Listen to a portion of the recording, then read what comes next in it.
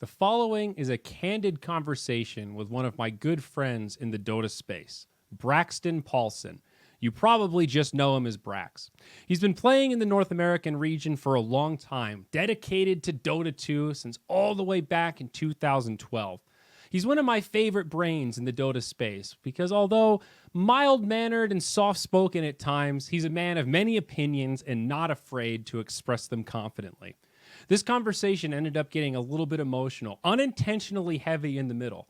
Worth watching. I very much hope you enjoy, but be prepared that it gets pretty damn real. Per usual, if you enjoy this podcast, please subscribe on YouTube, find us on iTunes and Spotify, drop a comment, drop a review. All of your engagement really helps. What's it like, man? What's Envy like as a teammate? So some people compare him to, the old geniuses, Albert Einstein, all those big fancy names. Stephen and then Hawking, some also, yeah. Right. And then some compare him to the modern day dumbass, your Shreks, your donkeys. But the truth is he's a little bit of both. He's the mad scientist that has way too many ideas, and some of them are genius and some of them are complete failures. And you won't know till you figure it afterwards. I see.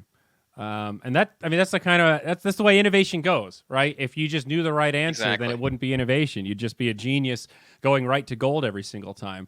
One of the things I love about Envy is that he strikes me as the kind of guy that is beholden to the truth, right? He's on this quest for the best solution to any problem, and he doesn't necessarily care about your feelings or his feelings in the quest to get there. But I don't sense a lot of ego from him. I sense a lot of, at times, insensitive, but really intense problem solving, always looking for the right angle. And that's, I think, a little bit of a rare stock these days. Yeah, certainly. That's pretty accurate. He's come a long way since I've known him, at least as a person. It used to be worse. He used to be even more insensitive and, willing to trample people to get to where he wants to go. But I think he's learned because he's a player who's been at the top and who's also been at the bottom, where, he's teamless and nobody wants to play with him, or he's waiting for that right opportunity that he thinks is going to actually be good. So he's certainly gathered some perspective and probably matured over the years.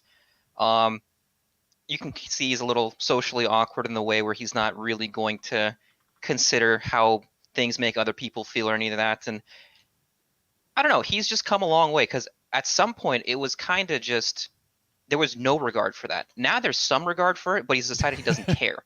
That's different. That's really that's different. A choice, right? So at least it's another layer disconnected. Yeah.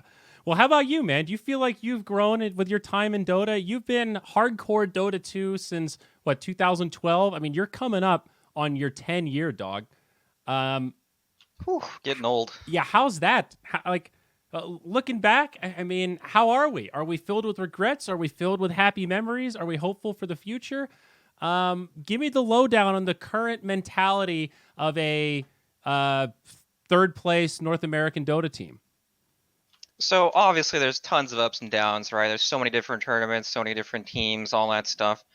But that's something I used to think about a long time ago. Like, do I regret the paths that I've made in life? Because this has been my entire adult life, basically. Ever since I was 18, I was traveling, playing on teams, going to tournaments and shit. And, at the end, if you look at my resume, it's not looking so hot in the financial department, but the journey's not over. It's about the journey itself. You learn so many things about you learn so many things about life, about people. It's not just playing the game. And it's interesting I like to reassess like every 5 years and just think about, where was I 5 years ago? What was I thinking about in that moment? What were the things that were important to me? What did I truly care about back then? And then I keep doing that to try to gather some perspective, and I'm lucky, honestly. I would have regretted pretty much everything if I didn't do this. I would always sit there and wonder why, or, wonder what if. So I guess I'm overall happy. Obviously, COVID sucks. Wow. Yeah. Big hit with Dota. There's very little tournaments, very little money. And on top of that, mental health is difficult to deal with as well. I've never wanted to go down to a restaurant and just sit down and enjoy the dining experience like this. I'm a homebody. I just sit here and play games all day. I've never had this urge before, and now I absolutely desire it. Yeah, isn't it's strange how I've never appreciated the alone together thing more. You know, like when you're traveling on a plane and you're Hmm. alone, but together with a lot of other people that are also alone. You're not really talking to all of the individual strangers in these seats. And restaurants are kind of like that. You know, it's like you can sit down by yourself, eat your meal. You're alone together. You're still around other humans. You're overhearing just general conversation. There's probably a TV on in the background. It's like being able to go to a brewery and just drink a beer and sit outside and go, wow, there's other humans here. Look at this. That's nice. Yeah, I'm with you, dude. I've never appreciated that simple little aspect of life so much ever. It sucks. Yep. I forgot your original question, I'll be honest. Like halfway through.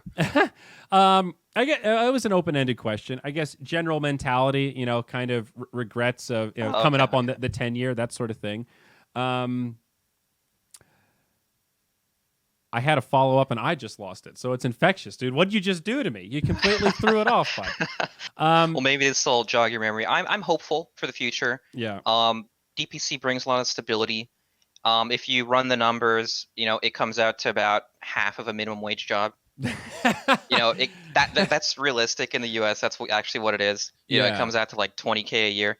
But you tie that up with sponsors, streaming on top of it, maybe any extra individual work you do with Twitch or whatever it may be, as some third party organizer. Mhm, It mhm. definitely adds up to be much more stable and just better, Yeah. honestly. And I it's a system that can improve still. Oh, definitely. Yeah. I've kind of remembered what I was going to talk about. And I Okay. definitely understand your point about regrets not really being regrets, even though the road's been bumpy, you know, because the opportunity cost is really rough. Sitting at a job that you don't like, wondering what could have Yes. been. It's a little bit analogous to that. Like, it's better to have loved and lost than to not love at all, right? It's better to experience it, and if you fail, you can probably recover.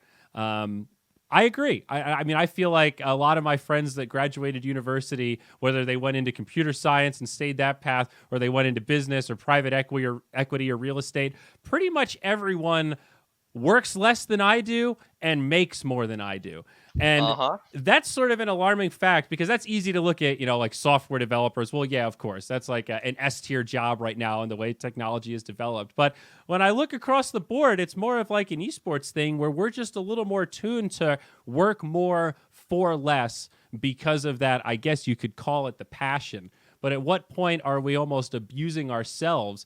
I mean, have you ever waned? Have you actually had moments of regret? Have you ever had real moments over the last 10 years of feeling like I'm fucking done with this? Like, have you seriously gone at had a time where you've like applied for jobs and like considered taking something with a salary? Oh, totally. I had a point where this was about 5 or 6 years ago. I was living in Phoenix, and I was so addicted to Dota because it was everything, right? It was my passion. It was my quote unquote job that didn't pay the bills, but I had to keep trying to succeed or else I would have a 0% chance anyways, right? Mm-hmm. So it was like 16, 17 hours a day. I wouldn't eat. I wouldn't shower. I didn't have money to eat, so I actually wouldn't eat. And Jesus. I'd have to plan out my dollar meals at the local fast food joint or the rice to eat. It was bad. Like it was so unhealthy and it was so mentally taxing that at some point um I needed a reality check, and I Right. dropped Dota for like 2 years to try to get my life back on track. And yeah, I have a high school degree. I worked at the local Jack in the Box graveyard shift, and then during the day I boosted in League of Legends. Okay. And that was my A life. lot of It money in was that. The old league boosting was that profitable? it used to be a lot better. When I started doing it again, it wasn't better. It was more money than minimum Uh, wage, but it was also 10 times more stressful because you have to deal with every person who's having a rough day or who's tilted, who sits there and says, I don't want to play, or I'm running it down mid, because every loss is like minus $10. And every right. win is plus $10. So you sit there trying to babysit essentially. Okay. And yeah, that's something like I it's actually the worst thing in the world to do. It is the single most stressful thing because it is completely out of your control. And plus You the can go ethics of it too. 20-0 and lose. The Yes, of course. You definitely don't feel good doing this. right, you're not doing God's work over there. You're helping some Yeah. shitters get powered up so that they can ruin some other people's games. I am certainly ruining the community by choice. Right. But at least it was League of Legends, so you picked the proper battlefield. Yeah, but yeah, dark times for sure. So what brought you back though? Was that just not satisfying enough? Was it not making enough money? I mean, maybe here's a better pivot question. Did you ever consider taking out a loan and just doing the university track a little bit delayed? Yes, I definitely considered that, but the thing so my goal with this was to get into a state where my mental health was stable enough that I could play Dota without going completely overboard. I could play Dota competitively or even just for fun without having to play for 14 hours a day. And this was before I did any streaming, and even if I was streaming at the time, I wasn't making any money off of it. Mm-hmm. Like even now when I stream, I make zero money streaming. Like legitimately zero. Zero? What do you mean? How many subs you got, buddy? I'm sure you got more than me. Right now I have like 70 subs. Okay, and that's like 2x old Zyori right now. But okay, sorry, not zero. All right, so you make like $100 a month, $200 a month, maybe Yes. off Twitch. Okay, Mm-hmm. well, that's a couple of cheeseburgers. It is a couple of cheeseburgers, but when you're waiting on that Twitch paycheck, it takes some time. Oh yeah, yeah. Back then, it only used to pay out when it hit a certain number or something, and then it would take like 2 months afterwards. Because my old roommate, Tides of Time, he was a Dota player, then he was a Hearthstone player, and then he was an auto chess streamer. But he had the same problems too because, excuse me, yeah, Twitch just took forever to pay out back then. Yeah. Even if you hit that threshold of whatever it was, $100 where they paid out, it would be 2 months after that point. Right. So it's a lot better now, but it was really bad back then. I think it's 45 days now or something, but now you might have enough subs that if you once you get into the cycle of hitting the threshold, it doesn't feel nearly as bad. But you're absolutely right. Right. It only really works if you have a bankroll and it's a little bit on top. It's not really designed to be the everything like on a month to month basis. I guess donations sort of work that way, but that's wow.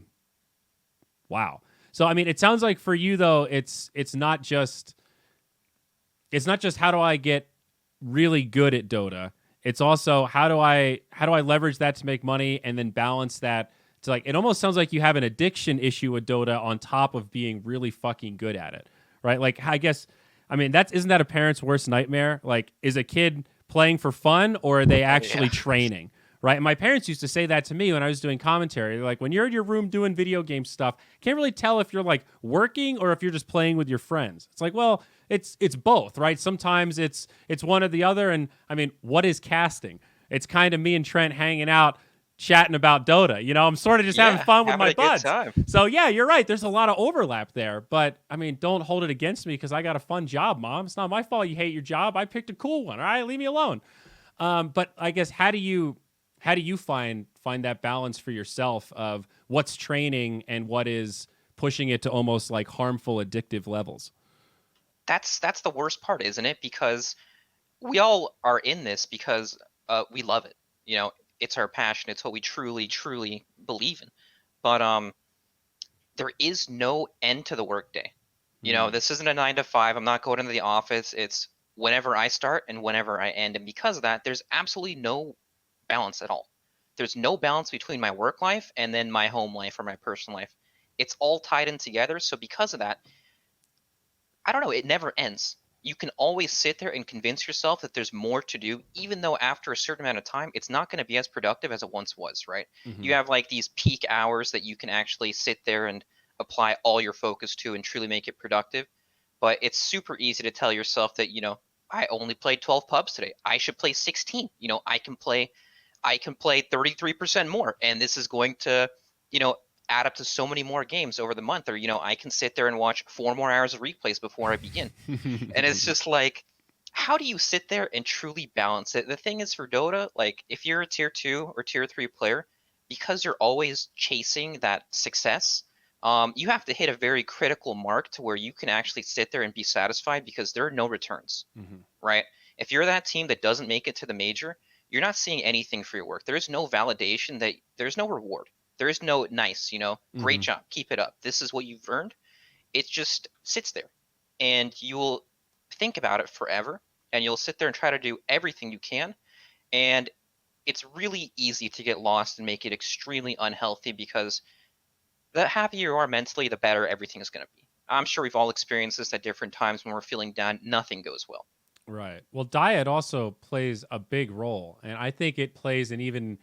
I mean, I don't know. Maybe I'm getting a little too hippie with my gut research here, Brax, but I bumped into some pretty serious health issues related to gut. I've always had irritable bowel syndrome, IBS, which, as it turns out, anybody who says they have IBS, that's like a kind of meaningless medical term these days. That's like a deprecated term that they used to assign to people that they didn't really know what was. So like, yeah, you shit your pants a lot. I don't know, man. Yeah, you get nervous, you get the poops. I don't know what to tell you.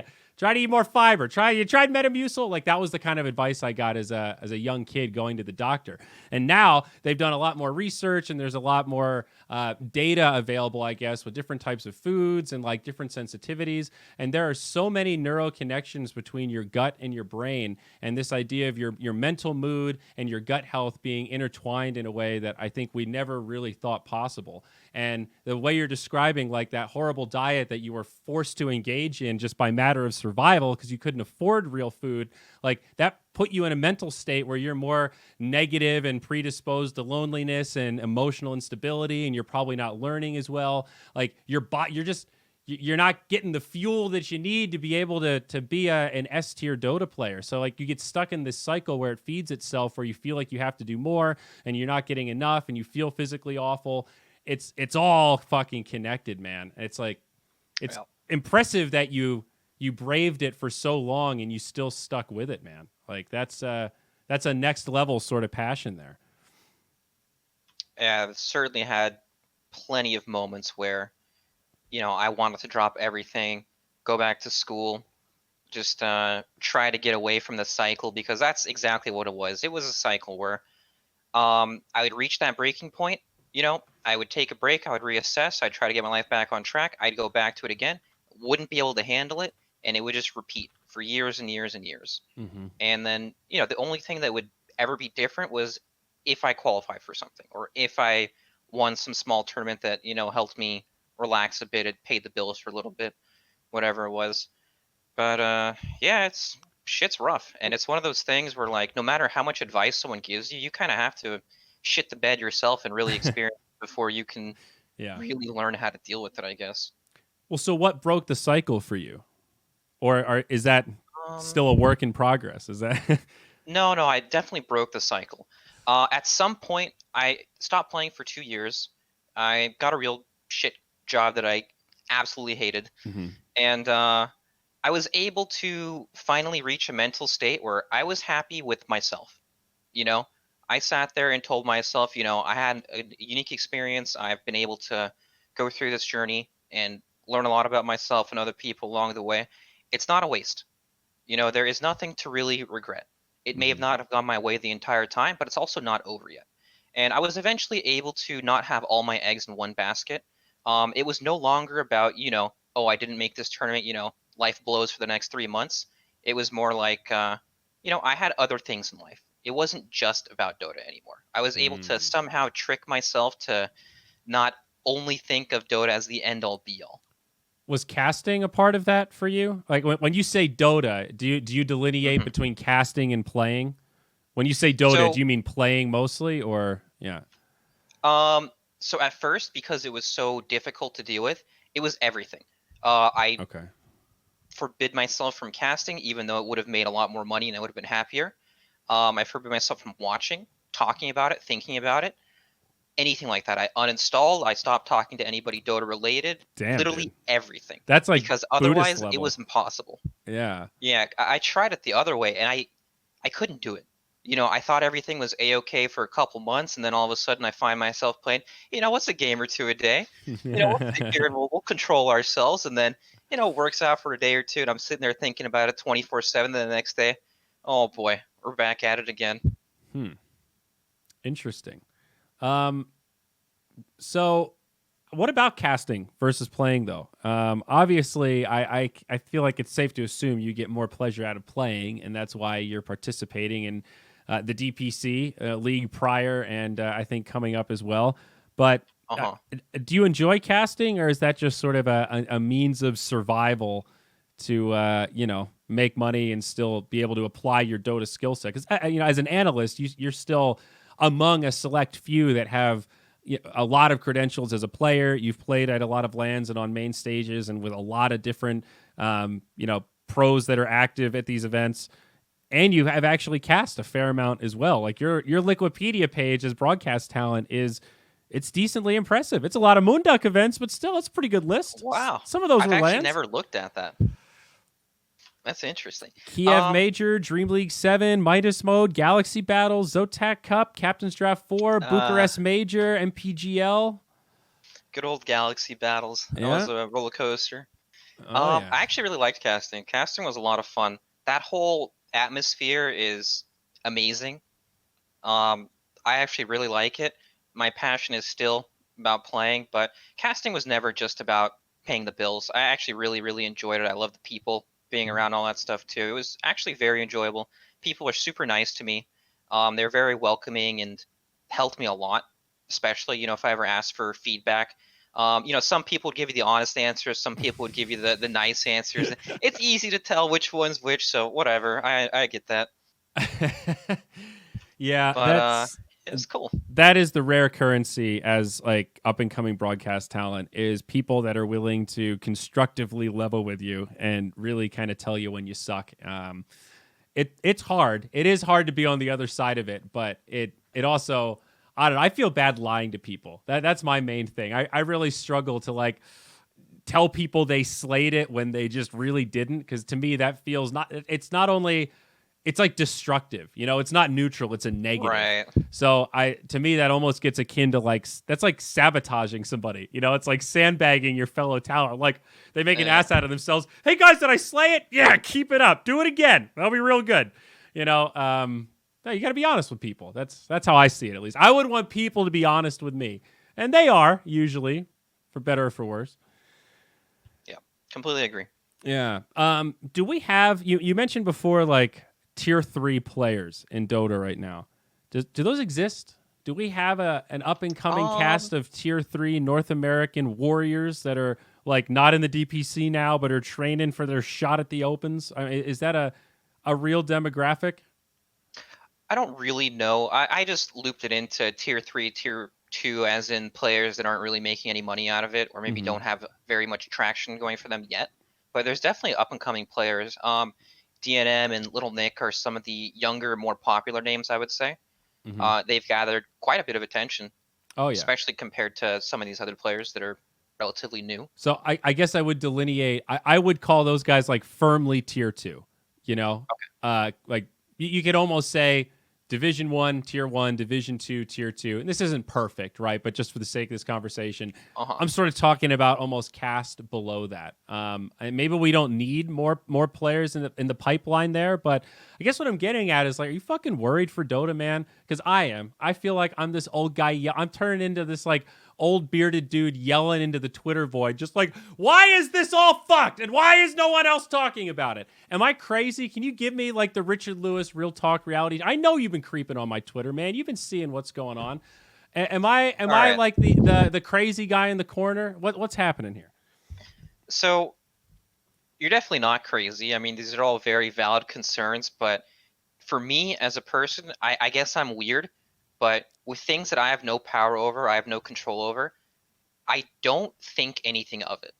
I don't waste any brain power thinking about all the things in the world that, I don't have the ability to change or I have zero influence over.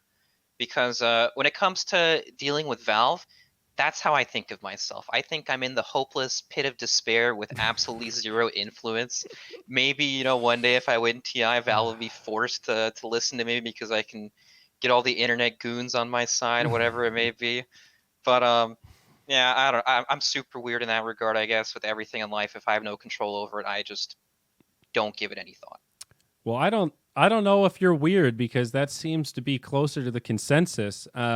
I guess my immediately thought hearing you say that is, do you have zero influence? Well, I was going to ask you, what exactly are you talking about? What exactly are you referencing?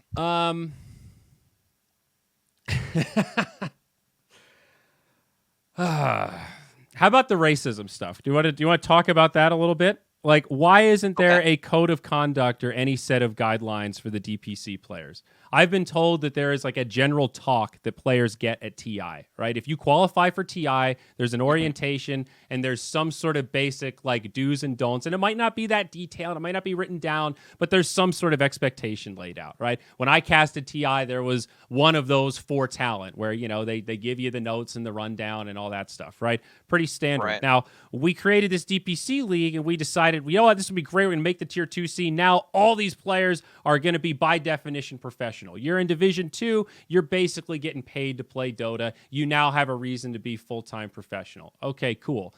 And then we never connected the dots in between those. We never set any expectations. We never really said what the rules are, what the code of conduct is. We've sort of left it up to individuals and organizations to police things.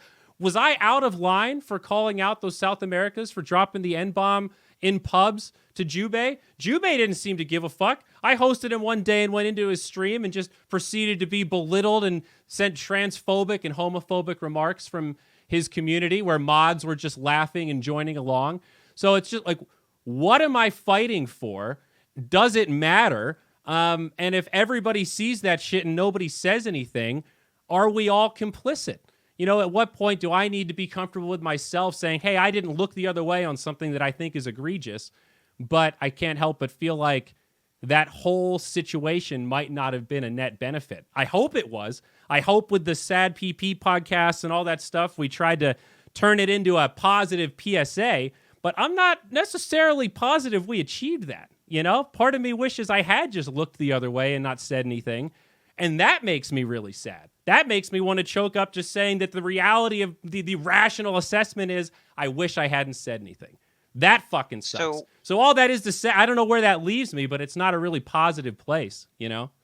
Uh-huh. So why do you say that? Is that because, did you receive backlash for it? Did you feel like it was a wasted effort? Is that why you may have felt that way? Well, so, all right, there's two sides, right? From the South American community, it was frustrating that I think a lot of them saw it coming from a place of I'm from North America and I'm trying to shit on South America as like a smear campaign. And it's really the opposite, right? Because I'm covering it now and forced to empathize with it. Like I want the region to do better because I think that shit's going to come back and haunt us sooner rather than later, right? I don't want to see these players banned from DPC. Let's talk about it when the DPC is not on. You know, a little slap on the wrist of getting kicked out of BTS Americas. That's nothing compared to, you know, what could happen if somebody like, you know, took this up the chain, right? Like we saw how far the cuckoo thing went. You know, this is within that realm, right? So my goal is to try to educate and like help South America find its place on the international scale. And some of that is understanding international expectations, let's say. So that disconnect is frustrating. But Mr. Avo and Swado and a couple other key influencers, I think, really helped us with the narrative. And I think that's been somewhat amended. On the English-speaking side, I found it frustrating that everybody was pretty silent about it except Gods. He was one of the only other people I saw step up and say anything, mostly because they were the only ones that had any leverage to do anything to punish anyone because they're the only ones running a fucking event in North America. But yeah. I at least appreciated his tweet saying like, yo, we see you, we're watching, don't be fucking assholes because we don't tolerate that shit around here. And just that's kind of like line in the sand of like, guys, we're not tolerating racism. And if you act like that, we're totally going to consider not letting you play in our events. It's a fucking privilege, not a right. That's not like a hot take, but saying that firmly is a nice thing that just reaffirms the standards. It changes it from me being that crazy guy calling out one person to the beginning of a shift of the bar in general of what we consider acceptable. And it's frustrating that so many people were so quick to speak out during Me Too and then be completely silent on something like this that I thought was a layup. I think that's a really easy retweet, right? That's a really easy like, ooh, yeah, guys, can we agree that this isn't okay? And there was a lot of silence out there. And I got some DMs from people I respect saying, dude, don't think you're helping the dialogue. And I kind of said, I don't think your silence is helping the dialogue. And that's just a really frustrating, like, I didn't think that I'd face backlash calling out something so overtly racist. That's a weird, frustrating. Yeah. So like the silence is deafening, dude. There's people with fucking Me Too, we're gonna make a better place blogs that they wrote still pinned on their fucking Twitters, and they're completely silent about shit like that. So I get that everyone has a mother, a lot of people have sisters, a lot of people have daughters, so like women's stuff it's like right there for like kind of everyone, and not everyone is like a person of color, so I guess it's not relevant to their sphere, but it just, I feel like a chump for kind of feeling like maybe Me Too changed some of the atmosphere and dialogue, you know? Because I don't know, man. I felt like I was out on an island out there, and Gods was the only one sort of waving from a lifeboat in the ocean, and everyone else was just watching with binoculars like, well, this is an interesting fire. Can't wait to see how this burns. And I don't know. That just kind of sucks, I guess. Okay. I mean, you're totally right on. It's like half emotional there, you know. It's like, I guess I haven't quite processed all this, so here you go. You get to do it live. Yeah, well done. Honestly, you're completely in the right. We should want to better a community and get rid of all these terrible, toxic things. I did not speak up on it. I should have. I didn't have a reason not to. I didn't mean that as a call out on you, by the way. So, no, sorry don't if you worry. took it that way. I just meant it wasn't like that. I just wanted to throw it out there because I honestly should have, but for whatever unknown reason, I never got there, I guess. The only thing that I have a problem with in all of this is it is so much like real life, because there have been very prominent community members that have said some not so good things regarding race, and because they are beloved by the community, it's a simple slap on the wrist. Nobody gives a fuck. This is exactly like real life. You know, your favorite superhero popular dude everyone looks up to, you know, slips out drops a hard R, says, I did a whoopsie, I don't believe this, blah, blah, blah. Nobody cares. Everyone's like, oh, this person is, reformed. They would never do this again, blah, blah, blah, blah. And then that's just how it is, right? You're liked and successful people that end up doing these things, they get forgived. Nobody thinks anything of it ever again. It is exactly like real life, and I can't fucking stand that. I absolutely hate that. And I don't know what the line between any of this stuff is. Like, am I supposed to bring up screenshots from 10 years ago or on someone's word cloud on Dota 2 to intentionally search for these things? I don't know where to draw the line. I do not support it whatsoever. Racism is disgusting. Yeah. But past stuff is weird. It's hard. I just don't know where it would go. Yeah. Well, so that's the thing, right? And like I'm not like pro canceling people, and I believe so wholeheartedly in second chances. And that's why I don't want to say I don't care about the past, and this idea of like, let's just wipe the slate clean is like real easy to say and totally reductionist to like all of the people that were like hurt by really mean things said. But at the same time, I'm much more focused on the future and setting the standard so it's clear what the standard is, so we at least have some idea when it's broken, right? And that is like, to go back to where this started, when you say like, what's one thing that you're cynical about? How easy is it for Valve to just put out some sort of basic code of conduct or set some standards that's unified across the whole league of just like, guys, no hateful speech. Yeah, we don't have to define it, because if you're a pro player, let's not test the waters. How about that? Like, it doesn't have to be complicated. Just drawing some line, just acknowledging the line exists. I think leaving it completely up to third parties to police. Here's another example, Brax, if we can pivot a little bit, right? Have you followed the match-fixing South America scandal regarding 0900, specifically Jericho, in the last DPC season?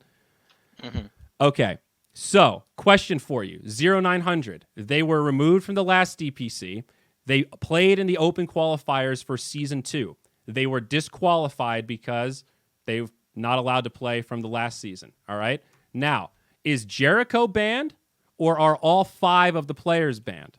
Is it just Jericho that was match fixing and hence banned, or has it been ruled that the 4 players were all in the same room, all in the same place when all this stuff happened? There's no way they didn't know. They're complicit through omission by looking the other way, and all of them are banned.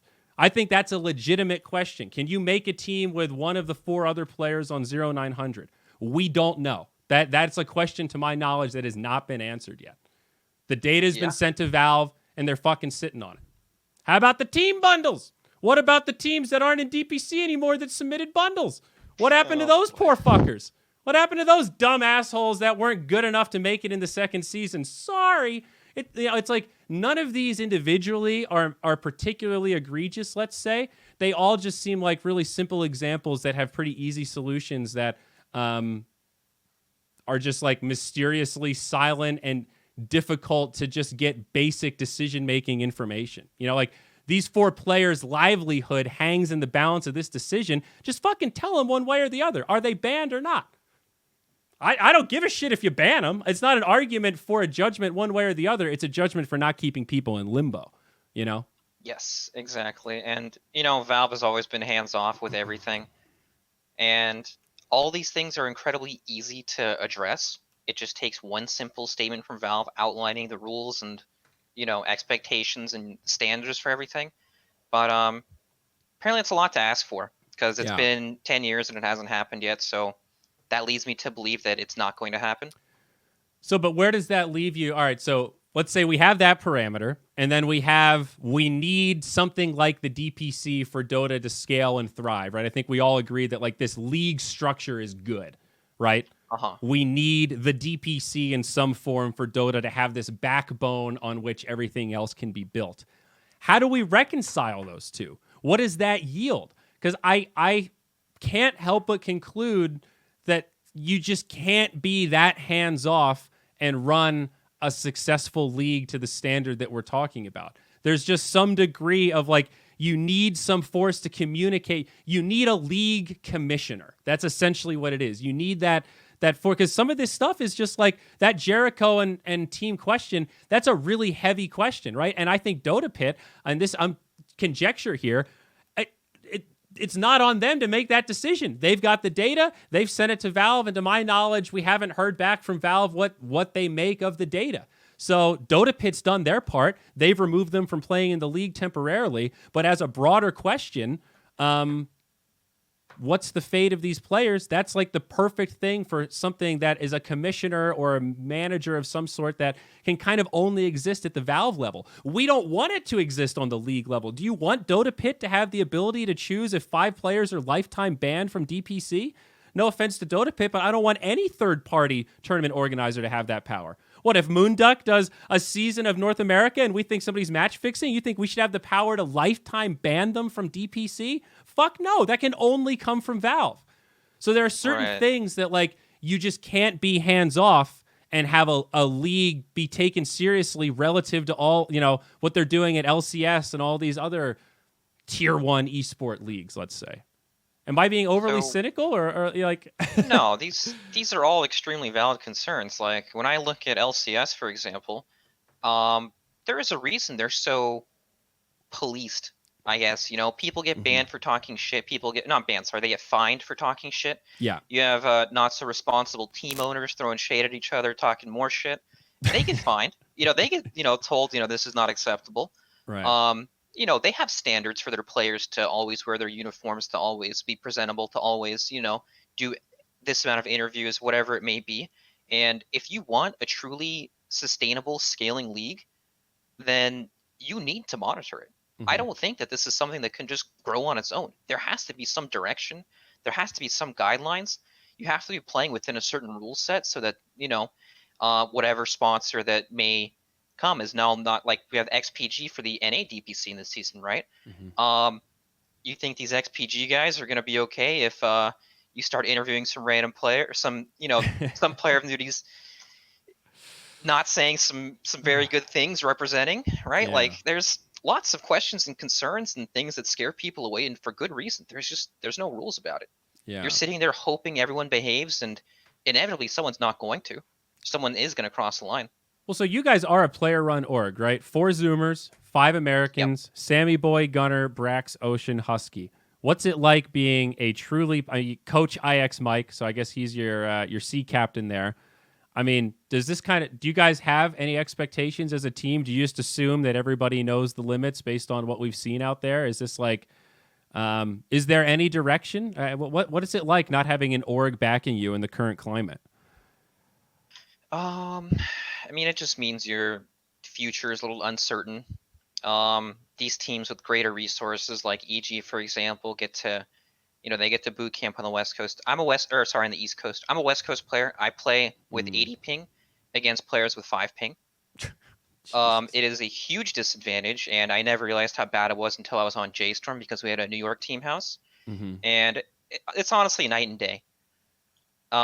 It's like the Peruvian players. They play on about 100 ping, 90 ping. We're seeing it with Moose on LAN. Everyone's like, his Earth Spirit's so good. It's like, no, that's what 5 ping Earth Spirit looks like, guys. He's always been that good. I guarantee it. Yeah. He lands a 3-man black hole, and the chance for him to land a 3-man hole with like 5 ping is like 80%, and a chance to land that hole on, 95 pings, maybe like a 16%. Like, it's very, very drastic. Yeah. Especially when your competition is on the other side of it. Mm-hmm. And I mean, no work kind of sucks. Your stability's not there. There's no real support, but you do what you can with it, and you try to make yourself look as appealing as possible, right? You want to put out content. You want to make sure you stream. You want to make sure you're doing interviews. You want to make sure you thank the fans, all that stuff. I mean, do you guys, I don't even mean that this is going to sound a little mean, but like, do you seriously think there's a chance of you guys getting an org? Is that what you're posturing for? That's the goal, yeah. But I mean, do you actually believe the goal? Is that a realistic goal? So let me give you some background. So when I was on J.Storm, this was right before COVID. We were looking for a sponsor pretty much the whole time after J.Storm said that we're done. Like when business associates, right? Right. Yeah. That whole era there. And a lot of the sponsors from League were actually extremely interested in the DPC because they heard the format, they heard there's going to be more stability because you know how it is with sponsors in Dota. There's so much uncertainty that goes on. They don't know if they're going to have the same roster 2 months later. They don't know if the players are going to say, fuck you guys, we're disbanding right now. They have no idea what they're getting into, right? And they were extremely interested because this could not be a possibility with the DPC rule set. But then COVID comes around. Things are slow. There are no sponsors in the North American scene. Quincy Crew is, they have an extremely high chance of attending both majors, and still sponsors aren't attractive enough for them to want to take them, whether that's because of salary, whether it's because of COVID, I don't actually know. But they were interested, and then after COVID hit, they pretty much said that we want to take a back seat and just see how things develop because we're not really sure what things are going to look like. And now we've had our first LAN. There may be more sponsors in this next season. I highly doubt it because COVID's still going on. Or if they are, they're going to be. But as you said, if you guys make it to TI though, and knowing that there will be DPC in the season after, there is a potential cast of teams that are now kind of, what's the way to say it? Sort of fishing for potential opportunities. Maybe they're not looking to do anything quickly or overcommit, but they're open to this idea now that the league format is here. Yes, it's definitely more appealing for sponsors, and the conditions are not very ideal at the moment because of COVID. I don't know if that's entirely true, but that's the vibe I get from talking to some of these people. Okay. That's really interesting. I mean, that's one of those things that we kind of hoped when this whole thing started, but haven't been able to confirm yet. And like you said, it is really hard to separate out how much of it is COVID. It's both a good cover and a very legitimate excuse kind of simultaneously. I would say in Europe, though, we've definitely seen more sponsors, right? Even for not the top teams, right? You have Tundra. There's one other one that I can't remember the name of. But, there's a couple out there. It's not entirely hopeless. Yeah, sure. Okay. Well, that is a decent prospect. But so along these lines, again, hearkening back to where we started before that whole emotional breakdown there, of what am I angry about? The last season, the lingering J.Storm business associates, basically you assholes that were dumb enough to play in half of a DPC season, then stick around for the remainder of the season for what? For them to dangle the carrot of, well, we don't want to lose these DPC points. Have those now evaporated? I mean, can you look me in the eye right now and tell me you weren't hurt by that? Should I just stop telling people that I feel bad for the folks like you that were on the cusp but not guaranteed to go to TI? Like, do you feel like they should use some of that money to just pay out those DPC points so that you get something for all that pain and suffering? You seen Men in Black, Zyori? I have. Big fan. You know the thing that erases your memory with the click of a button, the bzz? Yep, the light. Yeah. Yep, I need one of those for that last year. God damn, that's disappointing. It's devastating because I don't know anything about it. I have zero information, so by that I can assume that nothing will ever happen with it. That it was an entirely meaningless year. Yeah. So, yeah, and I mean, how long did that team stick together? I mean, I think you and I talked a couple times towards the end of Business Associates, and it sounded pretty grim. It goes back to this same 0900 thing. Just tell me, man, if the points are going to be used, we'll stick together and bear the storm. If the points are going to be thrown away, we can pull the ejector seat, but being stuck in limbo is the worst of all worlds. You're just on edge all the time, wondering what your fate is going to be. And then there's no conclusion. It just eventually fizzles out. Fear retires, and then you guys go, well, I guess the next season's starting, so I guess I'm going to join a new team now. Okay.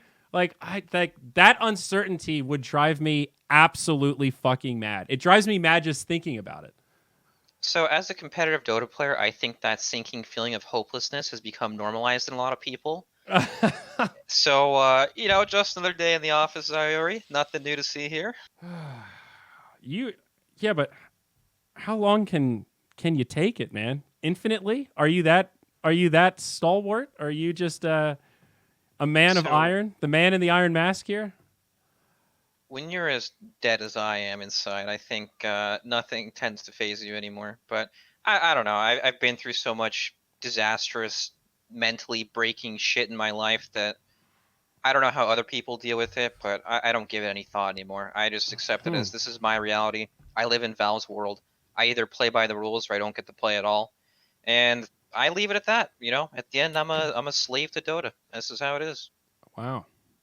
See, but at least you're willing to say it out loud and up front. I mean, I respect the fuck out of you for owning that statement, dog. I mean, that's I've been saying that loudly. Like, it feels like that's how a lot of people feel, and hearing you say that is like, okay, well, now I understand exactly. Wow. Isn't that depressing, though? Of course. Definitely.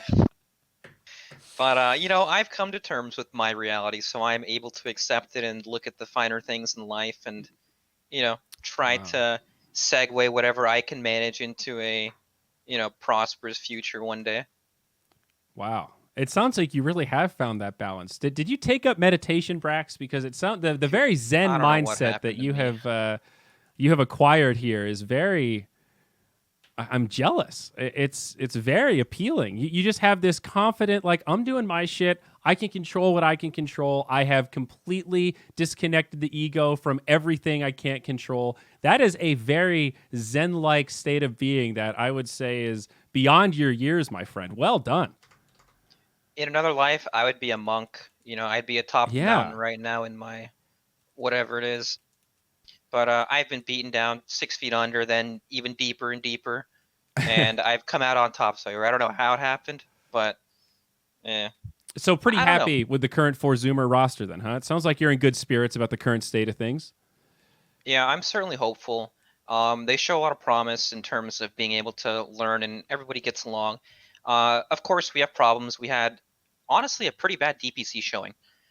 We played the two best teams of the league immediately, like weeks 1 and 2. We played EG, then Quincy. So, you lose those series, you pretty much don't have a chance to go to the major. Mm-hmm. And yeah, there's a lot of learning. There's a lot of I didn't want to say learning again, but there's a lot of learning how to properly address these issues and learn how to deal with them better for the next time. Because the only thing you can really change is the process, right? You can change the process in which you learn and how you adapt to things to make it faster and more efficient and less emotional for the next time. Mm-hmm. So that when you do encounter future problems that may be different, you'll know how to tackle them better. I see. Sorry, I was just looking at Sammy Boy's Twitter. I thought he had a hot take that I was going to read, but I'm either misremembering or said hot take has been removed. He is lobbying for 3 slots for all regions. I like it. Uh-huh. I'm fine with that. I think this major has certainly proved some validity to that argument. I'm curious what your take is, because I heard, was it Zibby, I think, got retweeted earlier today with the opposite take, saying this major changes nothing. This is a fluke. Yes. You idiots. And I think calling it a fluke is perhaps reductionist. I don't think he used that word specifically. I'm paraphrasing. But yeah, do you think we're going to see slots adjusted based on this potential outcome? So I wanted to go off on ZV. I read that tweet at like 4 a.m. But like, if I wanted to battle everyone on the internet with a poor perspective, I would be sitting at my computer for literally till I die. So that is a battle that I will avoid. But so to give you some perspective, Zyori, the only major I played out last year was the Chengdu major. My team got 6th, EG got 4th, and Flying Pandas, the other NA team, got 9th place. And the bottom 2 teams were CIS, SCA, and the end result of that major was North America losing 1 slot. That was the highest placement on average an NA team has ever had at an international event, and the end result was us losing a slot, and then a team with, last place finishers gaining another slot. So after that, how can I ever believe that slots are results based? Because they are not results based. They are based on representation. Yes. Right? That is why there have been more South American slots over the years and more Southeast Asian slots over the years.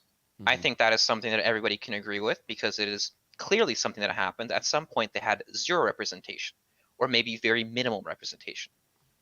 And because of the trajectory of this, how can I ever believe that it is results-based? Yeah, I mean, I guess it is a pinch, right? It's probably one of these. There's multiple factors. It's not just based on one thing. So surely results have they are a factor in the equation. But I would agree, not very heavily weighted, it would appear. But like, is it time we just stop mucking around with the slots and just unify it across the regions? I guess is really like. Is there a point? Is that the end goal, I guess? Are we looking for equity of representation, or are we looking more for that like kind of equity of equality of outcome sort of thing? But there is something kind of poetic about an equality of slots per regions and feeling like they all actually matter. I mean, that would be the ideal reality from my perspective as a viewer and a commentator. Right. I agree with that sentiment as well. I think that there should just be more teams, honestly. That was the first thing I thought when this major was announced. I just went, God damn, there really should have been 20 or 24 teams at this tournament. Yeah. Yeah. I mean, well, but do you, I guess part of this argument also is like, do you put an asterisk next to this event because of COVID or because of stand-ins and, two of the tier 1 teams not participating? Does that asterisk this for you at all, or does the rest of it still hold pretty steady? It doesn't for me, but it's a very easy argument to make that nobody will really be able to argue against, because it's all hypothetical, which is the biggest fucking issue here, Zyori, because now no matter what happens, you cannot question it, because there is always that mystery, right? Yeah. That is if that wasn't there, then you could make a solid case for, whatever ends up happening in this. Yeah. But I mean, do you agree with this Bowie sentiment? I mean, this is a dumb question. I know you agree with this, but like, is it time for NA and SA to stop being the heel of Dota? Have we finally arrived? Have both regions finally proven their legitimacy, just as Southeast Asia struggled to do 5 years ago and has done numerous times now? I mean, I know this is just one event, but there were 4 European teams there, and most of them were in the bottom. Enigma, Alliance, both kind of bombed out. Mm-hmm. It's only one event, but still, this whole rhetoric of like, that no-tail tweet that is aged particularly poorly. I get it; it's just bants, and that's cool, and it's fun. But at the same time, I do kind of think that rhetoric is slightly destructive, and I would rather see it be less like.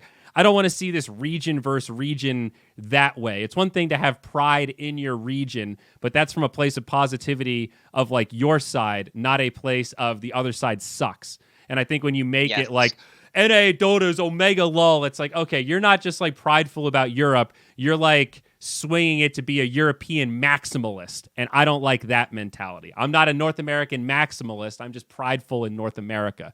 Is that too nuanced of a distinction to make? Will nobody get that? I think that is a hard distinction to make for people that may not be English speakers or primary English speakers. Fair. But that is what the goal is supposed to be, isn't it? It's not supposed to be about putting some other region down. It's supposed to be about uplifting your own. And that's why I fucking hate tweets like that. I hate that because people will eat it up. And people will try to relate it to things that don't actually relate just because someone noteworthy said it. Mm-hmm. And I couldn't give a flying fuck about which region was better. It makes absolutely no difference to me. The only thing I care about is I just want it to be fucking equal. That's all I care about. It doesn't matter if, this region does better than the other in this tournament. Like, why can't people not talk down on each other just because this is what they think? Because it's a fucking echo chamber. Now everybody thinks it. Yeah. Right? If you go to Reddit, you go to these game result threads or these game discussion threads, 50% of it is NA lol, EU lol, or, BSJ was right, NA is, in the dumpster, whatever it is. And it turns into this incredibly toxic community where this overshadows everything. Yeah. This is now all of a sudden the center of discussion. It is so fucking pointless. I can't believe it. Yeah. No. It takes away from so much.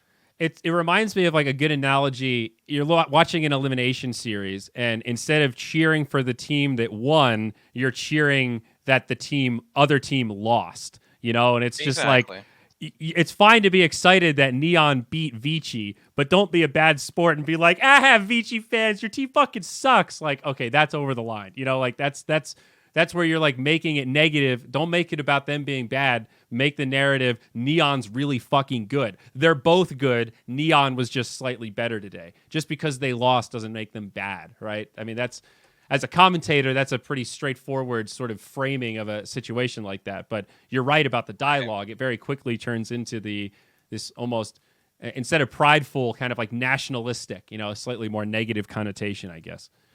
Right. It turns into a pointless battle, pretty much, of your own opinion, not a fact, an opinion. And when two people have different opinions and you can't convince each other otherwise, it will never go anywhere. So I just don't see the point. I don't get the appeal. I don't understand it, and it's just annoying, honestly. Like, who fucking cares? Yeah. Yeah, I always try to frame that kind of stuff now even when I'm like writing tweets or like thinking about an argument or just engaging with somebody on any kind of controversial topic. It's like, if I have my wits about me and I'm not overwhelmed by emotion, given the choice to be negative or positive, why not be positive? And 99.9% of the time, I don't have a good argument on the side of be negative, Now, the key to that is when you have your wits about you. Everybody loses their shit and gets overwhelmed by emotions. And when you don't sleep 3 nights in a row and you're staring at your phone too much, shit gets crazy. But, when you're rested and have your brain there, why not just try to make everything slightly more positive? Why can't we just cheer for Thunder Predator, That's kind of my take. And I think Dota's changing for the better. I mean, the cool thing about gamers is that we exhibit a great propensity to change, man. I know this is like an old dialogue at this point, but gamer lingo has really moved a lot over the years. There are a lot of gamer words I heard a fuckload 10 years ago.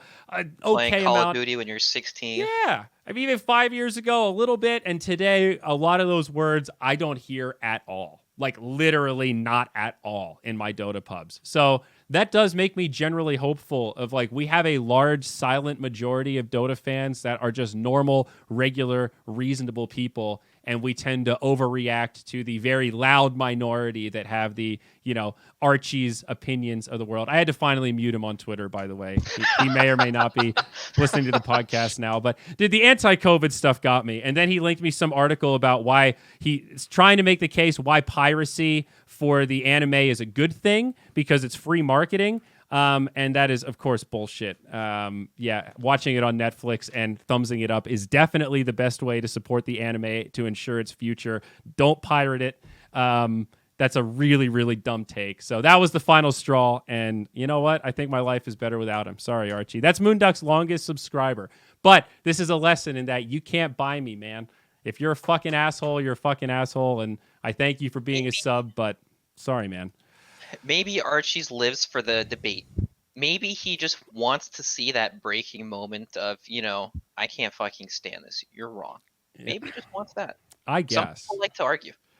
It's true. Some people, I mean, I like to argue, but similar to Envy, I feel more beholden to the truth than anything. And that's what I always loved about working with like Slacks and Suns Fan and most of these other people at Moonduck is that like our general culture was lower ego and more solution driven. Like, I don't care if it's my idea, Slacks' idea, your idea, whoever's got the best idea, let's fucking do it, man. I just want the coolest thing that we can do within the bounds of what we can do. So, I don't know. I think that mentality is pretty healthy and productive.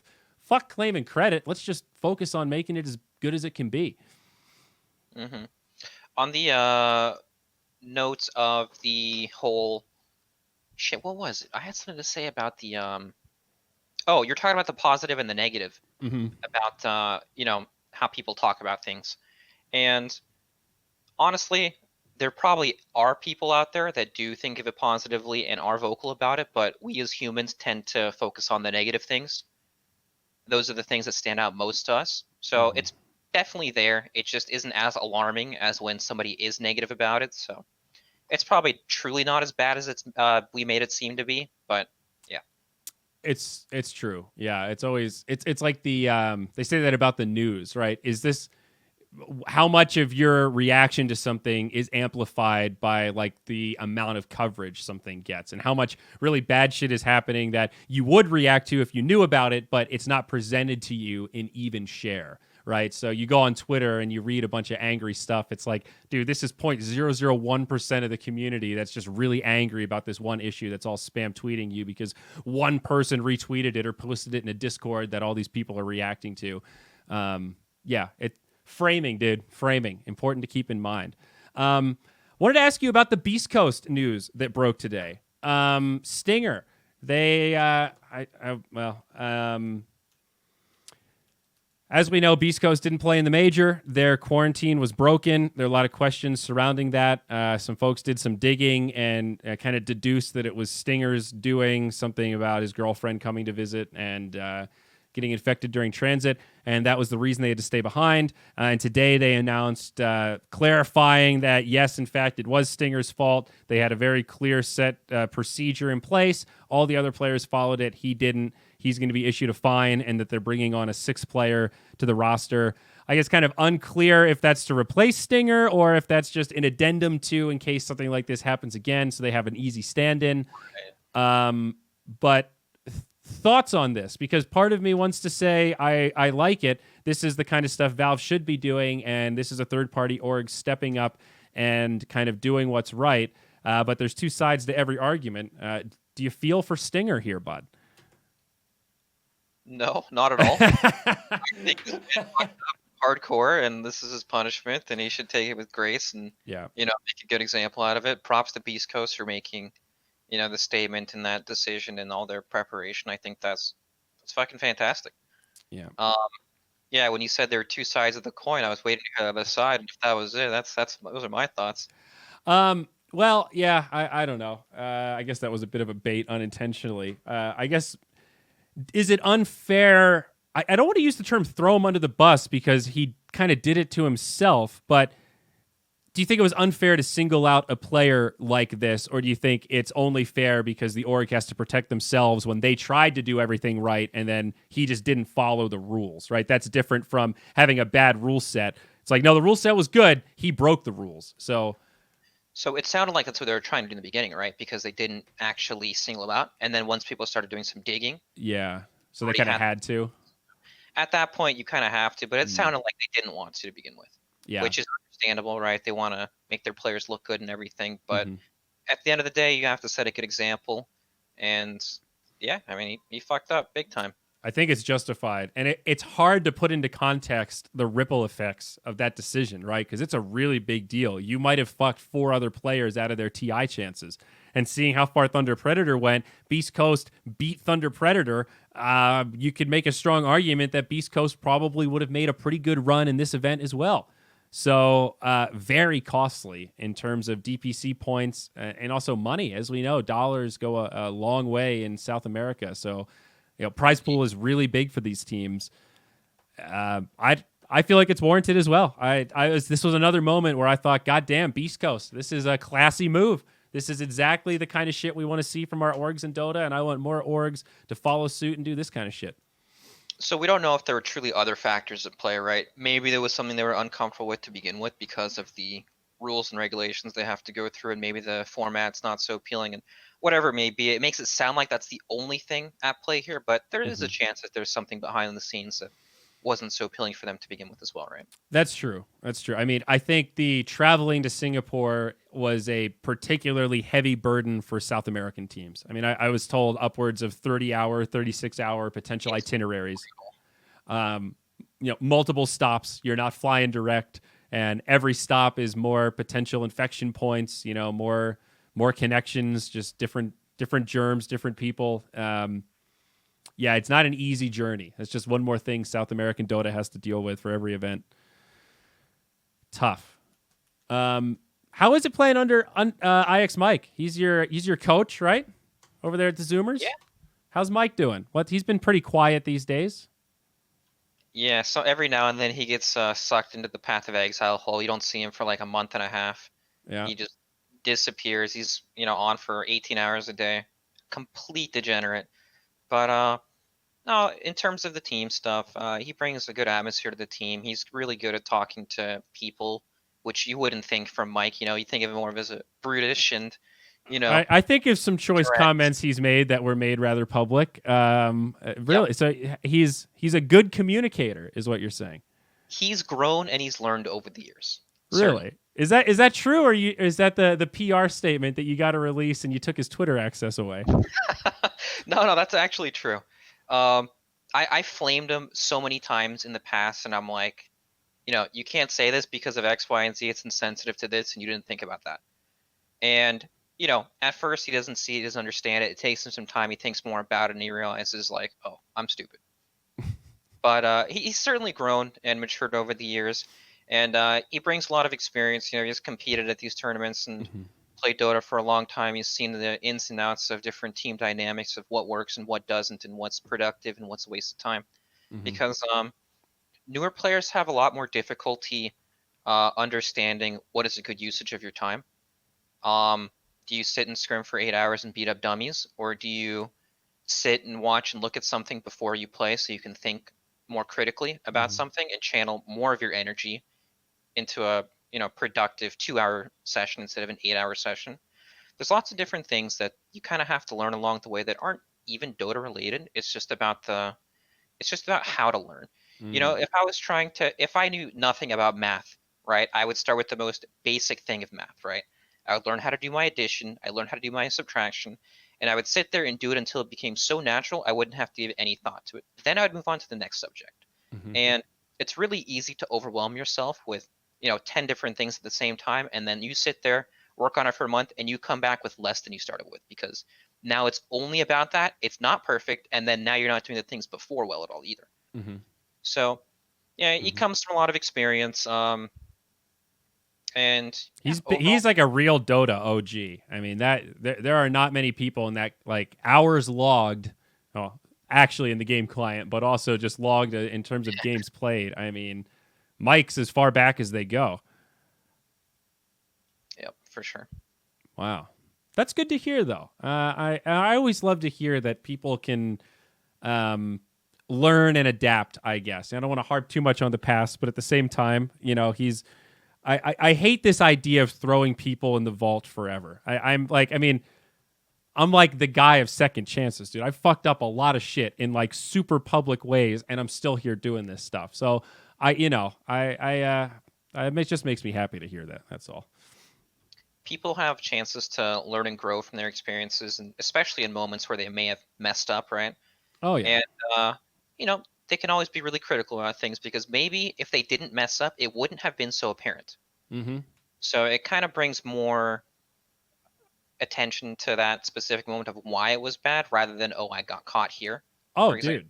Totally. No, that's like, I mean, I was just reading a blog talking about this idea of like why casual racism or casual homophobia is a little bit harder to deal with and actually more constructive or destructive rather, because it's less of quote an event. You know, it's like if you're in the locker room and somebody uses a homophobic slur, it's easy to kind of write it off as like locker room talk. I don't really, a lot of dude energy here. This isn't the moment to make a stand. And it's easy to just kind of look the other way. But that becomes like this virus where privately it kind of reaffirms this really bad mindset. And you have the power to kind of stop that spread of the virus right there just by saying, whoa, man, come on, stop, But because it's so casual in nature, we have a tendency to not react to it as strongly as we would if they were, standing there with a megaphone or saying that word to someone directly where you would feel obligated to stand up for them. So If it didn't hit that critical threshold of, wow, this is fucked up, then you wouldn't even do anything about it.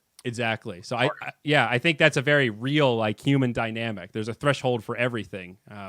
Because there's also a reality like you can't fight every battle all the time at all moments, right? All of us have to be selfishly involved in our own lives because, nobody's going to care about you more than you, right? So you have to put yourself and your own health first just by virtue of survival,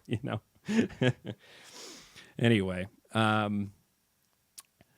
about RSI? That was one thing I always worry about with you, buddy, because you're a hard gamer. I don't know how you play Path of Exile, dude. I love the game, and it hurts my fucking hands if I play it too much. I feel like I have to take every other season off just to let the old hands reset. How do you fucking do it, man? How you gaming this hard all these years without having serious hand damage? I used to have serious hand damage, actually. My hands were completely fucked up to the point where like I couldn't play longer than 15 minutes without, really feeling some strain. Wow. And there's a lot of stretching, a lot of, fixing your posture, making sure your setup is actually good for you, so you're not shrimp slouching in your chair, you're not arms extended or any of that bad stuff for you. But there's a lot of stretching, just taking care of yourself. And honestly, I can't play Path of Exile anymore. That game, for whatever reason, still destroys my hands. I have like a 30-minute lifespan, and then I'm fucking done. Yeah. I tried playing a summoner this league, and the thing that kills me is looting. Picking up all little currencies, that destroys me. I'm sitting there waiting to, toss my wallet at the GGG if they make a little pet that picks up everything for you, and you can sit there and filter through what you want to pick up. They won't fucking do it. They're dumb as hell. But if they did, I'd pay them big money.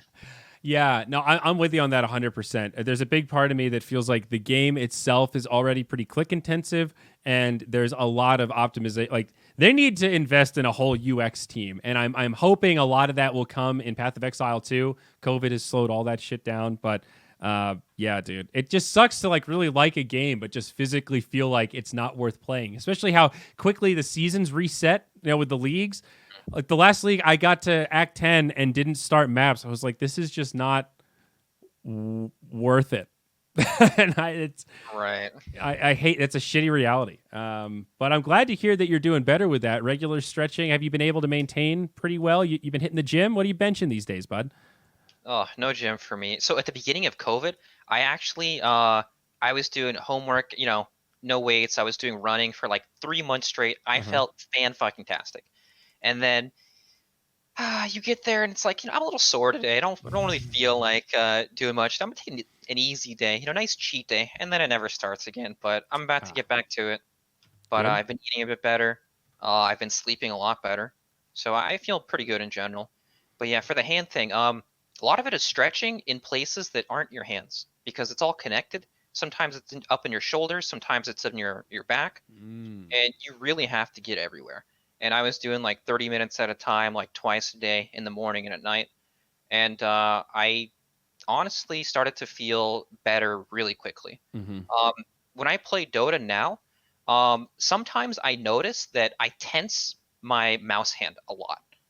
Like while I'm playing, without even noticing it, I'll realize that I'm gripping my mouse extremely hard, or I'm clicking much harder than I would be when I'm, I guess, I don't know if it's fatigue that ends up doing it, but when I'm more relaxed, I guess. Interesting. I mean, And you so, always, I always noticed you had the thing where it seems like you press down on your hands a lot. Like you have yes. the spot like on the edge of your palm. Like I don't, I Yep. feel like I rest my hands, but I kind of like, I'm not pushing down with my mouse. And you're like, you're taking some energy out on that mouse pad, dude. You're like fucking, you're rubbing that thing. You've got some legit calluses going on. Yeah, like my elbows, like they dig into my chair because they're pressed down so hard a lot of the time as well, and Oh, that's where I really feel it. yeah, that can't be good for circulation. Yeah. Oh, So buddy. I don't know how to fix that. You can get like these pads for your chair so it's like softer, so you won't do it naturally. Sometimes I put a pillow so it's softer, but I definitely notice I start to do it more towards the end of the day. Maybe you need to take up like a physical workout type hobby thing that lets out some of the rage. Like go hit the punching bag a little bit, or like That sounds great. That'd be fun. do a little Tai Bo or some shit where you can jump around and just fucking let that rage out. For me, it was the rower. When I was like peak anger at BTS, and I was just like fucking LD, I was rowing and just letting that shit out with every single pull, just like, "Ugh, yeah, you like that? Ugh." Just let that rage out. You got to do it, man. You got to let that physical energy burn. It's awesome. All right, last question, buddy. And this was one from Trent. He wanted me to ask you, who is the antithesis of Brax? Because you have a reputation for being one of the most zen, as we often joke, the most dead inside. That's what makes you such a top tier offlaner, is that you are the untiltable. Every time I cast you, that's my little nickname, Brax the Untiltable. Who would you say is the opposite of you as a Dota player? Have you ever played with someone that you felt like is just that, like maybe even just in a trial capacity or in a pub, anyone in general, where you felt like this person couldn't be more the opposite of me in how I approach Dota in every aspect? Man, I actually don't think I've come across anyone like that. Usually people don't stick around. You know, they change, I guess. Maybe they're like that at some point. But I guess in terms of like in terms of like Dota stuff, I'm not very feeling based. I guess I am. Everyone is to a degree, but some people are more like strategic, more tactical. That like this is the better thing to do 9 out of 10 times. And there are certainly players that don't give any thought into that whatsoever, and they play entirely based off feeling. They'll ask him like, what are you trying to accomplish by doing this? And they'll say, I don't know. Thought it was cool. I saw 2 creeps, but they didn't think about what happened 30 seconds later. And Volvo was like that at some point. Well, I coached him on DC when they were at TI 7, I think it was. It was the TI Team Liquid one, and a lot of the times, he had certain things he needed to accomplish in the game, or he wouldn't feel good. There'd be a lot of stress and a lot of nerves built up on him, and I've never really been one to be affected by nerves or stress, I guess, in terms of Dota. I mean, stress in real life is different. I see. Yeah, well, for sure. Yeah. All right, so I had an answer to this question because I was going to see how my prediction matched up with the reality. Are you ready for this? The antithesis of Brax. It's a player that is no longer involved in the pro scene.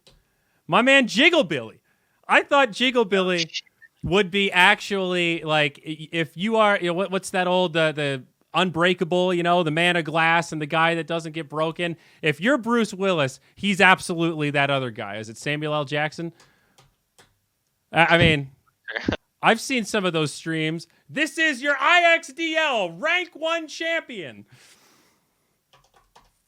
Yeah, I guess so. I didn't really interact with Jigglebilly very much, but that guy was quite the character. He's your class clown multiplied by about 1 billion, maybe 2 billion. But you know what finally got him banned from Twitch for the last time? Do you know what the event was? So he had many moments over the line. The final time was when he won a Dota game or some other successful event, and he put on rock music and full screen camera and jumped up on his desk wearing nothing but boxer shorts and just played air guitar, flapping his dick with his fingers as if to be strumming the strings. Oh my god. And I know for a fact at the time the Twitch admins reviewed that and thought really hard what specific rule that was breaking, and just decided it was blanket over the line, and that was the end of the Jiggler, as I like to call him. So poor Jigglebilly. I mean, he had a tough go, but That is one way to. That's one way to go out, man. That's kind of impressive. Yeah, I think most of his content's since been deleted. Those are some of those like should have maintained for the archives. A couple of those old Centaur videos, man. Ugh. One of my greatest Dota memories ever was I think Summit 1 or Summit 2. Watching Jiggle Billy videos with No Tail after the after party when we were rather intoxicated and just laughing maniacally. And No Tail just continually like doing the thought experiment of like, what do his parents think? Like clearly he doesn't live on his own and he's just screaming at his computer every single day. What do they think is happening in there? Just, oh man. That guy I'd like to see in real life. Not, I'd like to watch him from afar just to see how he interacts. Maybe it works differently for him. That's crazy. Yeah, absolutely. Braxy, that was most of the stuff I had on my list to talk about. Anything you want to get off your chest? Anything grinding your gears these days, Mr. Dota Buff? Grinding my gears outside of the DPC format and all that? Not much, honestly. I'm easy, I guess. I just want a playoff bracket. The thing most people have complaints about for the DPC, so the top teams hate DPC because they have to play for 6 weeks and it takes a really long time, whereas they could qualify for the major in 2 days before. Mm-hmm. And then everyone else is thankful because now the top teams are forced to scrim them because they're playing for so long. In the past, EG would fly out after 3 days and you would never scrim them. Now they actually are forced to scrim you because they're sitting there. So thank God for that, honestly. This is God, I don't know if I want to say this. This might make me some enemies, actually. I don't know if I want to say this. Uh-oh. Oh boy. Well, welcome to the club, bud. I can say this in a respectful way. People that play by Valve's rules are obviously like, it's just like the real world, right? Your successful people have more favoritism towards them because they want to be associated with them. They bring in the numbers, they bring in more attention and eyeballs, which is very important for them, of course. We don't all play under the same rules. Okay. And that's reality. That's why, to me, this is the most real world, it's ever been. And this shit completely bugs me because I have no power over it at all. Maybe tangential to sort of what you're talking about. Did you have any thoughts about that team press release that was signed by OG and the top 8 teams at the top 8 seeded teams going into the major? I was wondering when you were going to bring this up. Oh God, yeah, it's a can of fucking worms, dude. It's like I knew that tweet was going to be a little spicy. I did not expect all caps. Like, that was way further than what anytime I'm about to post something spicy, you think about the threads, right? All right, how is this going to go? And you realize there's a lot of variance, right? Depending on who responds, how it's like Reddit. The first couple comments kind of drive the dialogue of the whole thread. So there's a lot of different ways the thread can go depending on who gets to it, when, where, and what, right? There's a whole psychology to that shit. That was more than I even thought in my craziest reality. So to sum it up, I just feel like I hit a nerve. I think to have a reaction like that, something's hitting pretty close to home. But, my goal wasn't to dig it in as much as just to try to highlight that that felt like a big power flex to me. And now that I'm forced to empathize with the South American space in particular, I can sort of see that power being wielded disproportionately. The fact that OG signed it kind of was a little weird to me of like, wait, what do you guys have to do with this one again? What about the teams that are going to the event? Maybe we should ask them. It really bothered me when I didn't mind that statement as much until I heard that not all the teams were even contacted to be included. It's one thing if they were contacted and said, we don't want to be a part of that. But to not even give them the chance is, to me, very indicative of a somewhat broken power dynamic. But I don't know. That's just my analysis from over here in the bleachers. I got no real horse in the team race. Right. I guess I'll just give my quick unfiltered thoughts about it all. I don't want to fuck you up here, dude. If you don't want to talk about it, it's totally fine. But my thoughts are already out there, so I got nothing to lose. I just want to present it in a way where I don't say something I don't mean. You know, I don't want to accidentally say something that implies something else that wasn't exactly my point. Cause You mean to pull a Suns fan? right. So I'm gonna reference you and Kelly's dialogue because I think that was the most, the biggest part of it, I guess. Um, First of all, I love Kelly. She's super nice. She's super helpful. She's really caring and everything. She's great. Um, I really think that you guys are talking about different things at some point in the conversation. I thought that so in your mind you come off as extremely direct, right? Because you're trying to address the problem and not beat around the bush. And it's really easy to see that as an attack and to have it translate into other things that you don't exactly mean. Mm-hmm. But if you were able to look at it objectively and not be a party in it that may uh, get emotional about it, then your very direct statement is easy to read. It's clear and concise. But if I were somebody that were more invested in it because my team or I was going to the event, it would be very easy for me to feel like I'm being attacked and being called stupid for signing this. Um, from the player and management side, obviously we want, they would want to attend the event and they would want to do it safely. And from your perspective, obviously it is very irresponsible to sign this and give it the two thumbs up and say One Esports is doing everything they can and PGL is doing a fantastic job and Valve is the best. The clear middle ground is to say that, we asked for better precautions. One Esports has assured us that everything will be okay and that they have done everything in their power that they can do, and that is that. Mm-hmm. So I feel like there was a lot lost here because it is very emotional. It's really easy to construe being very direct about something as a personal attack, especially It's true. when it branches off into other things. It's true. So there are parts where you guys are both right and parts where you're both wrong. But in the end, I think it's stupid, and I don't think that anybody, whether you're a player or manager, like, yes, people want to go to the event, but I would not have signed that. I would not have given the two thumbs up. I would have felt very responsible if anything bad happened because I'm giving them my seal of approval. I would not feel comfortable. Yeah. I think that's a pretty metered take. I think I definitely could have handled it better because there's like a moment, like I said, when you don't even think about that reality, I start getting defensive of just like, gee, now you're attacking me, Jesus Christ, like. So I see. I think you're very astute in pointing out how quickly this sort of that chain of communication broke down. Of she felt attacked and I felt like I wasn't attacking her, so that yielded her to attack me. To which I got defensive, and then that fuels this whole really shitty exchange. The one part that jumped out to me though was what I would call very reductionist. If you're nervous about the event, just don't go. No one's forcing you. That kind of all caps like. Just don't go then. I think that's a really unfair thing to say to somebody in South America who has a much different situation with COVID, right? Like, not even just the travel, but like healthcare in your country. What if you get sick on the way back, man? Healthcare is not ubiquitous around the world, right? Not everyone's going to get access to vaccines the same way. Not everyone has the same amount of resources to be able to pay for medical care and all that kind of stuff. That's, to me, that came off as just very, even if it's emotional in the moment,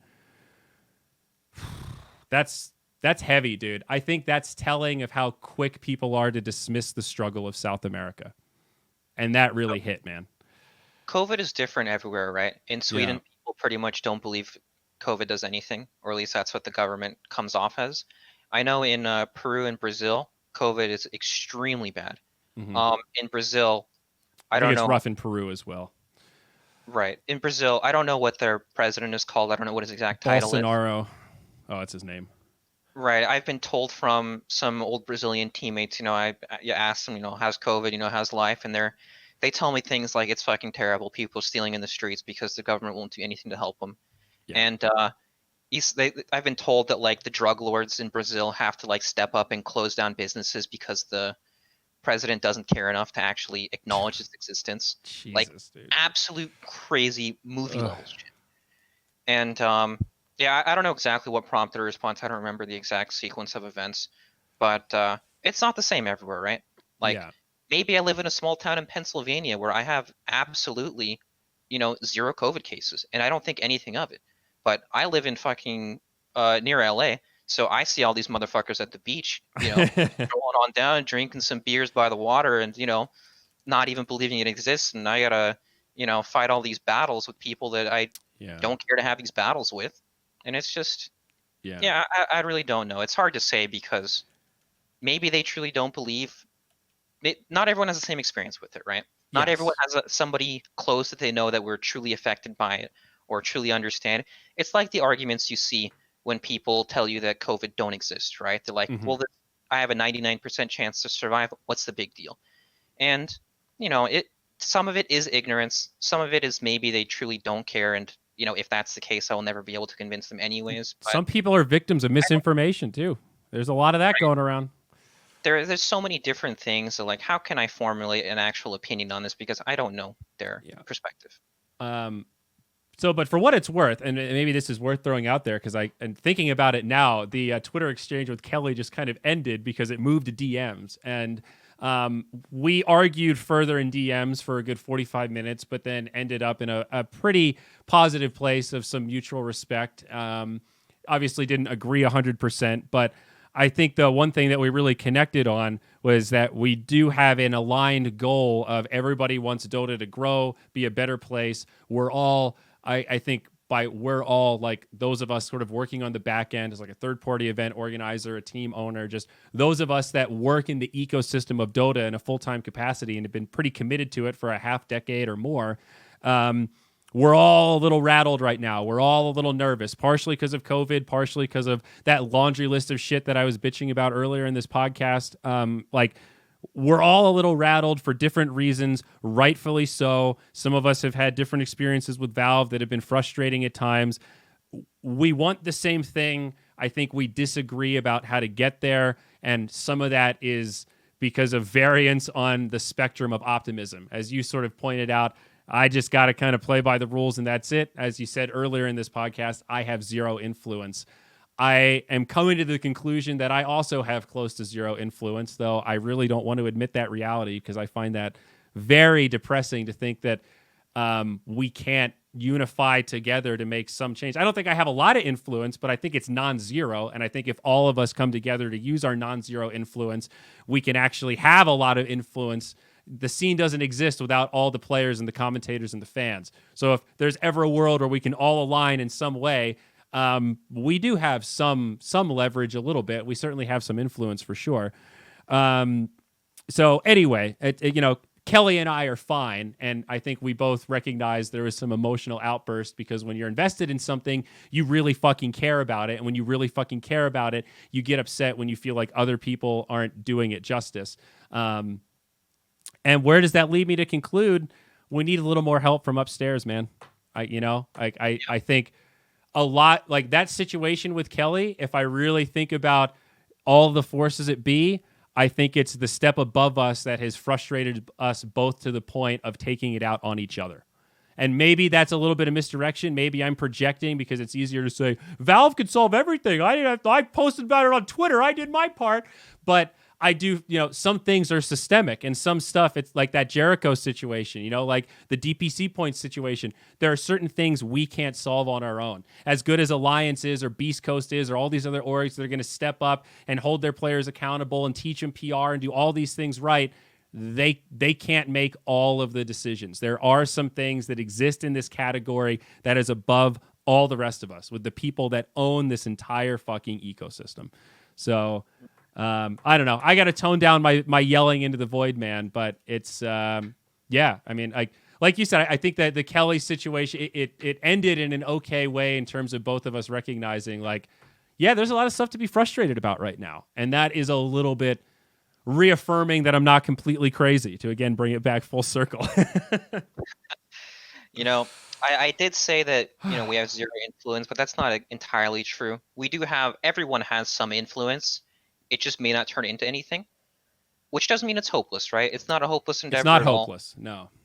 It may take time, but there are struggles out there in the world that take thousands of fucking years. But once you hit that point, it's all worth it anyways. Mm-hmm. And if anything else, even if that doesn't happen, it'll unify everybody because realistically, we're all on the same team, right? Everyone wants Dota to grow. We all want it to blossom and be big and beautiful and all that good stuff. Yeah. So that's what. Yeah. blew We're all my fighting- mind. The people responding to the tweet that started the exchange with Kelly of like, it seems like you don't want the major to happen. It's like, yeah, that's what I really don't want Dota to come back internationally. What you think I've done? All of my income comes from Dota. I have as much of a vested interest in you do as seeing this thing explode. You know, like like you said, we all want Dota to grow. If Dota grows, we all share in the spoils for those of us that are full-time in the ecosystem. So that is the vested interest in trying to make this a better place, you know? I hope the anime does that a little bit. We'll see. It looks like we've seen at least a trickle of new players. I hope some of them stick around. I hope people are nice to them in pubs. Have you tried the new player experience? Have you messed around with that stuff at all? I actually have not. I've seen a couple of clips of it on video streams and stuff and other people messing with it, but I actually haven't done it. Did you do it? I've looked at it a little bit. I haven't done all of it, but I've been told it's amazing. It's pretty good. And well done, Yeah. community, because you guys definitely helped all that stuff. That's fucking amazing. Yeah. Well done. Well done. It may have taken 10 years to do anything Okay. tutorial related. I like don't want to say this because it's just it furthers my whole of being the forever negative cynical guy. But I just want to. Do you think that they had this new player experience? Like, it's so good and so robust. They must have been working on this for a pretty long time, right? Was giving the community credit for sparking that just the easiest layup of all time? I don't know. Honestly, I don't have enough information about I that don't know stuff. either. Yeah, I'm just saying. Do you know what I mean, though? Like, maybe I'm just Right. too deep in this marketing thing. It's a framing thing, right? And it doesn't matter. But if, let's say Valve's been working on this new player experience for 2 years, right? And then they have this Netflix deal, and I go, this is a perfect time to drop it. This is great. And then the community makes that thing. If you're sitting at Valve going, hey, guys, you know what would make everyone feel really good? You know what I mean? I feel bad bringing it up, but I can't unsee marketing stuff these days. Listen, regardless of the intent behind it all, Dota is community driven, Yes. right? Yes. Dota is very community driven. So anything to relate that and make the community feel good to bond over is an overall positive. So regardless, I don't care about the intent. To me, it doesn't matter. Let me spin it another way. If it was intentional, I'm glad they did it. Because like you just said, it's all community driven and the community needs a couple of layups, dude. The community needs some wins. So even if that wasn't true, I'm glad that they did it because that would show a sign that they realize that the community is fucking hungry. Really hungry right now for more Dota and to have be able to have an impact, right? So I hope it's real. I just more throw that out there as sort of thought experiment framing. It's something that you can't help but think, honestly. The timing is too perfect. Yeah. Oh, and it's really more a compliment of the new player system. It's so robust and good. If they made that quickly, that's really impressive. That's well done. And if that's the case, then you could also say, well, why didn't we just do that a really long time ago if it was that easy? Magnificence takes time, Yeah. You know the phrase ignorance is bliss? There's some other extra part on that. I used to think that was the stupidest phrase in the world. I used to hate it when people would say that when I was younger. Just why would you ever want to be ignorant of anything? You should want to know everything. And I get it, dude. Ignorance is bliss, dude. I don't want to have... I hate that is my... I'm wired to have that thought when I see something like that. Do you know what I mean? I hate that instead of just accepting it on face value, I have primed myself to be that cynical and critical of everything, where I immediately think whoa, this might not be exactly what it seems. I don't have any reason to think it isn't what it seems, but it could be. I don't know. Why is that the first thought that comes to my head? Maybe that's a good question for my therapist. You just want to see the world burn. Is that it, dude? Am I wired to be the Joker? Fucking hell, dude. I don't know. You just want to make sure it's for real. You want to make sure that, people know. Yeah. I guess I'm just projecting my own insecurities onto the world, Brax. Saying it out loud, that's what I think I would... If you just said that to me, I think that would be my response. It sounds like you're projecting some of your insecurities onto the rest of us. So there you go. You're a pretty good therapist, dude. You just sit there and listen. I say all the dumb shit out loud. I hear it back and go, God damn. Well, that's the last time I'll say that. Well, thanks. You're a good listener, bud. Bill you later. I'll bill you later. Sounds good. Well, Braxy, I appreciate it. I can't wait until we get to see each other in person again. It's been way too long. I'm overdue for a hug. This was I feel like I need to apologize. I didn't mean to bring you on here and get into all this emotional stuff and almost come to tears talking about racism, but it could just kind of happen. So I guess it was meant to be. Oh, it was good. I'm glad to be here. I had a good time. TLDR, fuck racism. You know, community, 2 thumbs up. Good job. Keep doing what you're doing. COVID times are rough for everyone. Hell yeah. It's rough for everyone. We're all people. We got to get each other's backs. I mean, what better time, though, in terms of use case for the power of community, man? And gaming has always been powerful in terms of the community side of things. I don't know. Do you have a Brax Discord?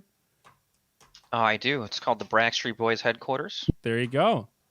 But I mean, every streamer's got one now. But I mean, this time my Discord has really been up in engagement, and there's been a lot of really good, thoughtful, engaging conversations in there with people with differing opinions and stuff. And that is one positive side to all this lockdown stuff, is I've really seen the power of community in full focus. It's helped with my personal feelings of loneliness. I can say that for sure.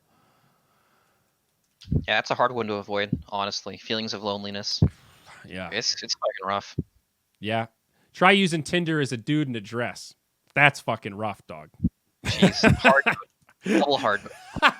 Yeah, exactly. Yeah, I'm playing Tinder on hardcore. It's not fun. You're trying to get the 100% completion on any, exploration game or something. It's a real struggle. Hit us with the plugs, though, buddy. Where can people find you? I know you've been streaming a lot. I'm partial to the Brax host myself, but hit us with the socials, bud. All right, so you guys can find me on twitter.com/BraxLikesDota. My socials are terrible. They are not the same. My Instagram is Braxton Paulson, and then my Twitch is Braxton911. So nice. Good luck.